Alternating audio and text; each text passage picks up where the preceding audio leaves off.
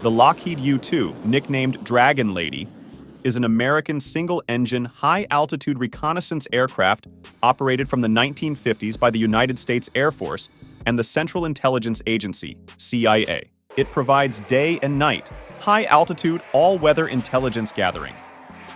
The U-2 Dragon Lady is capable of gathering surveillance and signals intelligence data in real time and can be deployed anywhere in the world. The design has remained essentially unchanged over decades of operational deployment, but the reconnaissance systems are constantly upgraded with state-of-the-art and classified systems. The last U-2 was delivered in 1989, and there are 32 U-2 aircraft in the U.S. Air Force fleet. History and background.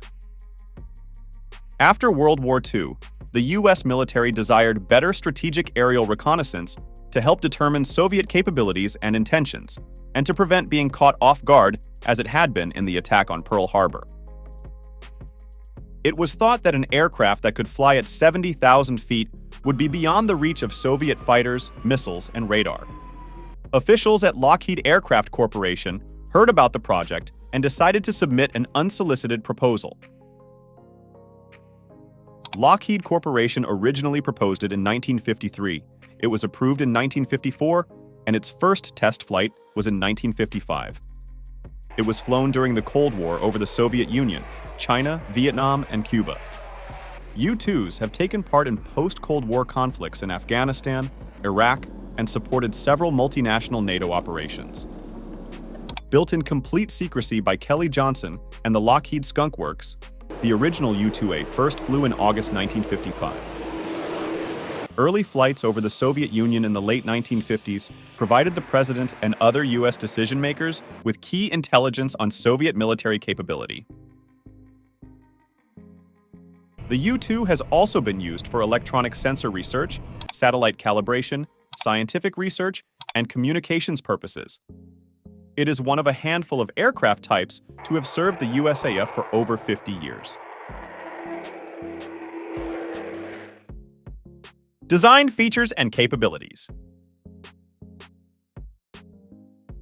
The U-2 is 63 feet long, 105 feet wide, and 16 feet tall. It weighs 15,000 pounds when empty, but when it's full, it weighs 41,000 pounds. The U-2, with a single pilot and engine, operates routinely at altitudes exceeding 70,000 feet, necessitating the use of a full-pressure suit by the pilot, similar to those used by astronauts. The unique design that gives the U-2 its remarkable performance also makes it a difficult aircraft to fly. It was designed and manufactured for minimum airframe weight, which results in an aircraft with little margin for error. Early U-2 variants were powered by Pratt & Whitney J57 turbojet engines, and the latest variants incorporated the even more powerful General Electric F118 turbofan engine. The maximum range of the U-2 is 6,000 nautical miles, or around 11,000 kilometers. The U-2's engine and wingspan allow it to climb to 60,000 feet in less than 45 minutes, which means long-range intelligence gathering begins almost immediately. To put this in perspective, the average passenger airliner might take around 30 to 40 minutes to reach a cruising altitude of only 35,000 feet. Due to its low-altitude handling characteristics and bicycle-type landing gear, as well as the limited visibility from the cockpit, precise control inputs and the assistance of a second pilot in a vehicle for radio inputs during landing are essential. Flight control. The U-2's flight controls are designed for high-altitude flight. At lower altitudes, higher air density and lack of a power-assisted control system make the aircraft very difficult to fly. The U-2 is very sensitive to crosswinds, which, together with its tendency to float over the runway, makes the aircraft notoriously difficult to land. The U-2 will not land unless the wings are fully stalled. A landing U-2 is accompanied on the ground by a chase car, which is driven by a second U-2 pilot who assists the landing U-2 by reporting the aircraft's altitude and attitude.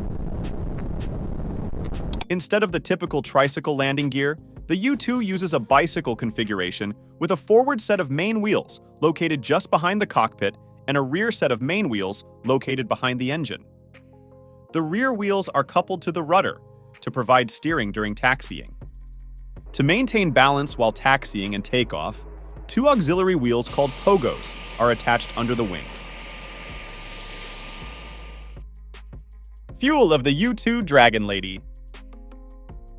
The U-2 has used jet propellant thermally stable, JPTS, since the aircraft's development in the 1950s. JPTS is a high thermal stability, high-altitude fuel created specifically for the U-2. JPTS has a lower freeze point, higher viscosity, and higher thermal stability than standard USF fuels. In 1999, the Air Force spent approximately $11.3 million, equivalent to $20.58 million in 2023 dollars, on fuel for the U-2 aircraft and was looking for a lower-cost alternative. JPTS is a specialty fuel and as such has limited worldwide availability and costs over 3 times the unit volume price of USAF's primary jet fuel. Since 1955, the mission of the U-2 has not changed: provide essential data and information to make informed decisions. But the Air Force plans to retire its U-2 Dragon Lady fleet in fiscal 2026. Officials say it's very old, it's expensive to maintain, and it's not as effective as it once was. But still, when it comes to precise targeting and accurate damage assessment, the U-2 sets the bar, and sets it high. The U-2 Dragon Lady is surely one of the best spy aircraft in history.